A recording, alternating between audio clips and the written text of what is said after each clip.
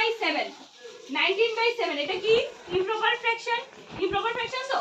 তাহলে এটাকে যদি তুমি মিক্সড ফ্র্যাকশনে দাও তাহলে এটাকে কত দিয়ে ডিভাইড করবে, 19 কে কত দিয়ে ডিভাইড করবে, 7 দিয়ে ডিভাইড করবে, ডিভাইড করে সেটা কত হলো 7 দুগুণে 14 5।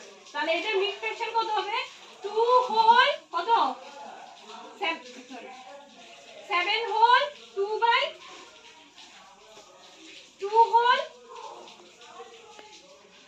5/7, 2 হোল 5/7, 2 into 7 কত 14, 14 plus 5 কত 19, তাহলে কত হবে 19/7।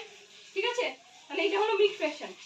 এরপরে হলো improper fraction, proper fraction. Like fraction কোনগুলো হবে, লাইক ফ্র্যাকশন যেমন 1/1, 2/2, 3/3, সেম নাম্বার উপরে যখন দুটো সেম হয়ে যাবে, নিউমেরেটর ডিনোমিনেটর যখন সেম থাকবে তখন এটাকে কি বলা হবে লাইক ফ্র্যাকশন। তাহলে শোনো 4/4 এটাকে কি বলবে তাহলে, this is also like fraction. Unlike fraction কোনটা হবে, যেমন 6/7 এটা কি উপরেরটা নিচেরটা কি সমান, সমান না, তাহলে এটাকে কি বলবে আনলাইক ফ্র্যাকশন।